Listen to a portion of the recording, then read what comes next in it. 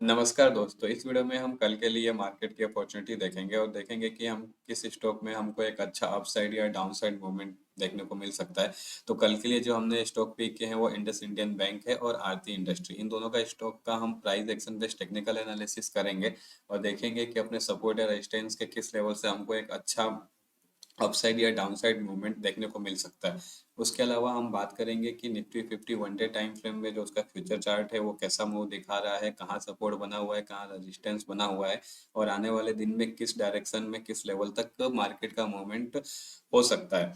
तो फ्रेंड्स, मेरा नाम है राजीव और वेलकम टू माय चैनल न्यास ट्रेडिंग। तो चलिए शुरू करते हैं इन स्टॉक्स का चार्ट एनालिसिस। और सबसे पहले हम निफ्टी की बात कर लेते हैं एक बार। उसके लिए निफ्टी का जो फ्यूचर का चार्ट है वो ओपन करेंगे। ये फ्यूचर का चार्ट है और ये वन डे टाइम फ्रेम पे है।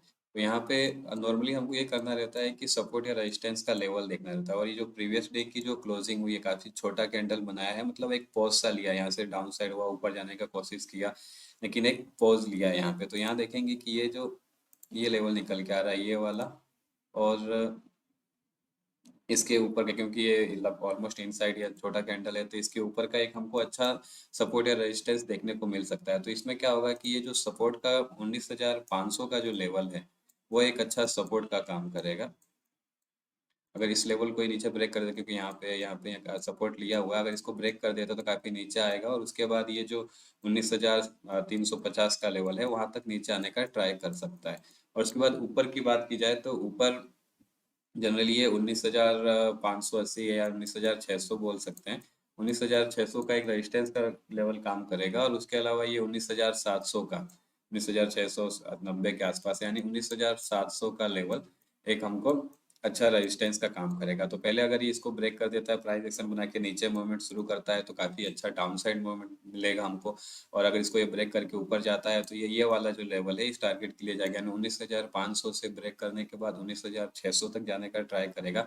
अगर ये 19,500 के नीचे को ब्रेक कर देता है तो ये 19,350 का लेवल है, वहां जाएगा। और यहाँ पे 19,600 को ब्रेक कर देता है तो यहाँ पे 19,700 का जाएगा और 19,500 से 19,600 के बीच में एक ट्रेडिंग रेंज में रह सकता है जहां हमको ट्रेडिंग नहीं करनी है। तो ये तो बात होगी हमारी प्राइस एक्शन बेस की, कि प्राइस एक्शन पे हमको ये निफ्टी का चार्ट कैसा दिख रहा है। और दूसरी चीज, निफ्टी में नॉर्मली जो ओपन इंटरेस्ट होते हैं वो भी एक बार हमको देख लेना चाहिए कि किस लेवल पे, किस प्राइस के लेवल पे क्या ओपन इंटरेस्ट बने हुए हैं। तो ये ओपन इंटरेस्ट के लिए ये हम जो 26 अक्टूबर की एक्सपायरी है वो देख रहे हैं।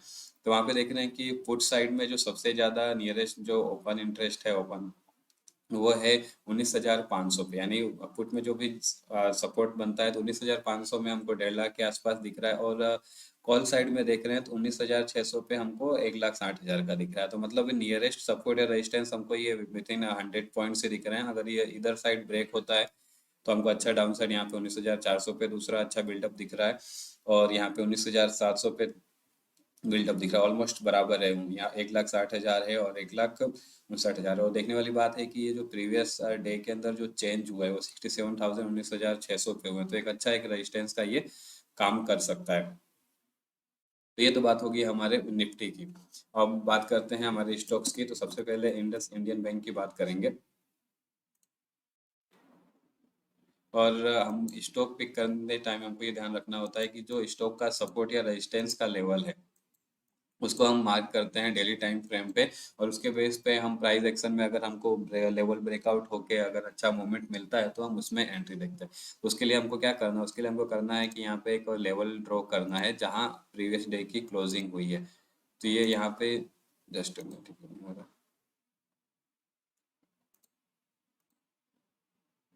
यहाँ पे इसकी क्लोजिंग हुई है, तो यहाँ पे ये मैं एक लेवल ड्रॉ करता हूँ।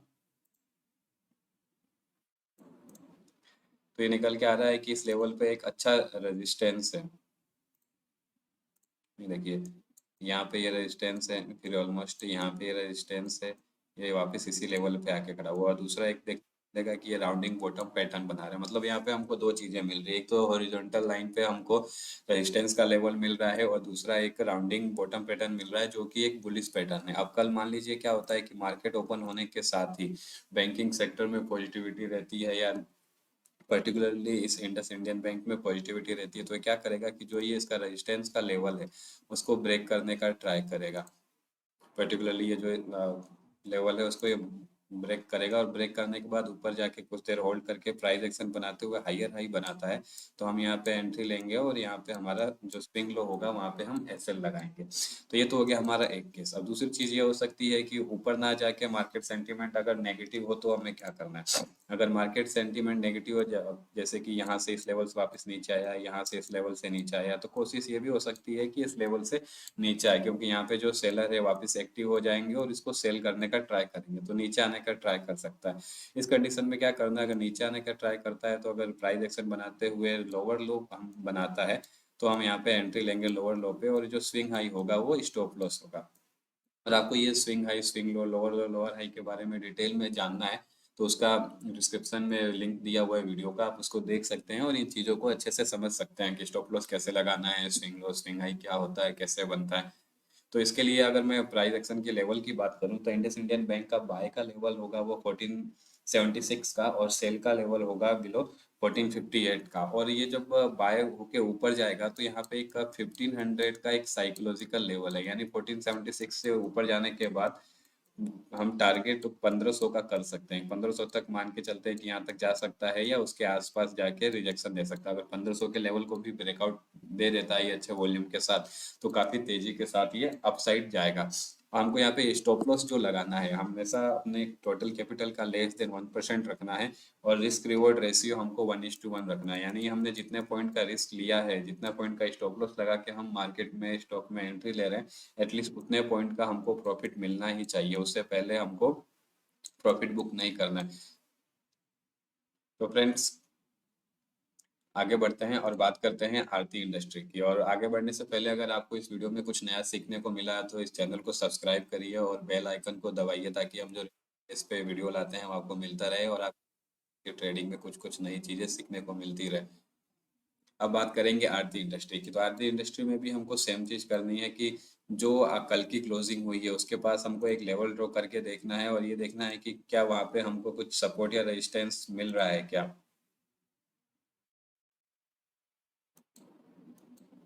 तो मैं यहाँ पे अगर ये लेवल ड्रॉ करके देखता हूँ जो आज की क्लोजिंग, कल की जो क्लोजिंग थी, तो यहाँ पे निकल के आ रहा है कि हाँ यहाँ पे एक ये सपोर्ट का लेवल था, यहाँ पे यहाँ से ऊपर गया वापस नीचे आया और वापस यहाँ पे इसने सपोर्ट के लेवल पे आके खड़ा हुआ है, और एक राउंडिंग टॉप पैटर्न भी बना रहा है। तो कल मान लीजिए मार्केट सेंटीमेंट नेगेटिव होते हैं और सेलिंग प्रेशर इसमें रहता है, क्योंकि देखिए यहाँ से इसमें सेलिंग हो रही है, लोअर हाई बनाया है वापस, चांसेस है कि सेलिंग कंटिन्यू रहे और ये वाला जो इसका सपोर्ट आज 450 का लेवल वहां तक आने का ट्राई करेंगे।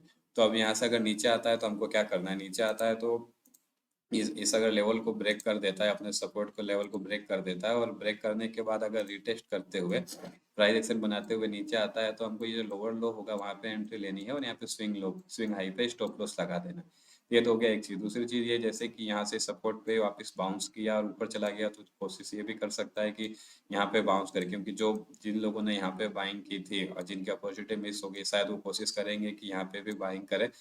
तो अगर वो बाय करते हैं तो क्या होगा, ऊपर जाने का ट्राई करेगा, ऊपर जाने का ट्राई करता है, एक मिनट, अगर ये ऊपर जाने का यहाँ से ट्राई करता है तो वही प्राइस एक्शन बनाते हुए रिटेस्ट करते हुए हायर एंट्री ले लेनी है, और इसका जो स्विंग लो होगा वो स्टॉप लॉस होगा। तो इसके लिए जो लेवल रहेगा बाय का रहेगा वो 476 का, और सेल का रहेगा बिलो 471 का, और हमको स्टॉप लॉस अपने टोटल कैपिटल का लेस देन 1% लगाना है, और रिस्क रिवॉर्ड जो रेशियो हमको मिनिमम 1:1 रखना ही है। और हमको एक चीज हमेशा ध्यान रखनी है कि मार्केट से हमको खुद एग्जिट नहीं होना है जब तक कि हमको खुद मार्केट आउट नहीं कर देता। यानी ये 1:1 का अगर हमको रिस्क रिवॉर्ड रेशियो मिल भी जाता है तो हम वहाँ क्या करेंगे कि पार्शियल बुक कर लेंगे। पार्शियल क्वांटिटी बुक करने के बाद अपना स्टॉप लॉस टाइट ट्रेल करते रहेंगे, और जब मार्केट रिवर्स होगा और स्टॉप लॉस हमारा हिट हो जाएगा तो हम उसमें एग्जिट करेंगे। तो फ्रेंड्स ये थे कल के स्टॉक जिन पे हम वॉच करने वाले हैं। होप ये वीडियो आपको अच्छा लगा। अगर अच्छा लगा उस वीडियो को लाइक करिए, चैनल को सब्सक्राइब करिए और इसको ज़्यादा से ज़्यादा शेयर करिए।